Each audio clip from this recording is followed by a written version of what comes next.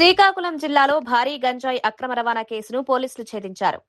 ఇచ్చాపురం పోలీసులు నిర్వహించిన ప్రత్యేక వాహన తనిఖీల్లో ఒడిశా నుంచి బైక్పై గంజాయిని తరలిస్తున్న ఇద్దరు నిందితులను అరెస్ట్ చేశారు. నిందితుల వద్ద నుంచి మొత్తం 34.29 కిలోల గంజాయిని స్వాధీనం చేసుకున్నారు. స్వాధీనం చేసుకున్న గంజాయి విలువ సుమారు 10 లక్షలు ఉంటుందని పోలీసులు వెల్లడించారు. నిందితులను అనిల్ కుమార్ గౌడ్, మున్నా ప్రసాద్ గా గుర్తించారు. గంజాయితో పాటు వారు ఉపయోగించిన బైక్, లగేజ్ బ్యాగ్ ను కూడా పోలీసులు స్వాధీనం చేసుకున్నారు. నిందితులపై కేసు నమోదు చేసి కోర్టులో హాజరుపరచగా కోర్టు రిమాండ్ విధించింది. ఒడిశా నుంచి ఆంధ్రప్రదేశ్ కు మాదక ద్రవ్యాల అక్రమ రవాణాను అడ్డుకునేందుకు పోలీసులు నిరంతరం తనిఖీలు నిర్వహిస్తున్నట్లు తెలిపారు. ఈ కేసును ఛేదించిన పోలీసు అధికారులను ఉన్నతాధికారులు అభినందించారు.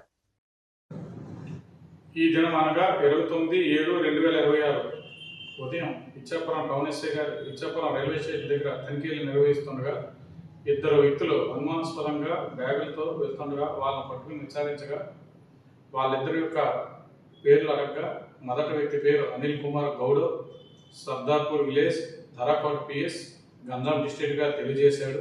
రెండో వాడు మునాపద జే దెంగపద పలసర బ్లాక్ అండ్ పిఎస్, గంజాం డిస్ట్రిక్ట్గా తెలియజేశాడు.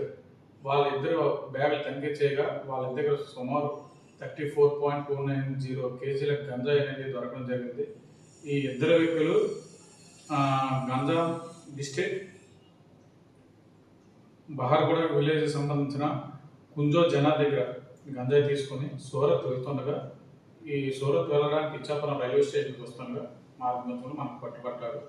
వీళ్ళ దగ్గర నుండి గంజాయిని, ఒక ఆండ్రాయిడ్ మొబైల్ను, ఒక కీప్యాడ్ మొబైల్ను గంజాయిని సీజ్ చేయడం జరిగింది. వీళ్ళపై కేసు కట్టి రిమాండ్ నిమిత్తం సోంపేట మేజిస్ట్రేట్ గారి వద్ద ప్రొడ్యూస్ చేయబడుతుంది. గవర్నీలైన శ్రీకాకుళం జిల్లా ఎస్పీ సార్ సూచనల ప్రకారం గంజాయిపై నిరంతర నిఘా కొనసాగుతోంది. గంజాయిపై ఎటువంటి సంబంధాలు కలిగి ఉండిన, గంజాయి సేవించిన, అక్రమంగా సరఫరా చేసిన, రవాణా చేసిన, ఏ విధంగా చేసినా వాళ్ళపై కఠిన చర్యలు తీసుకోబడుతుంది.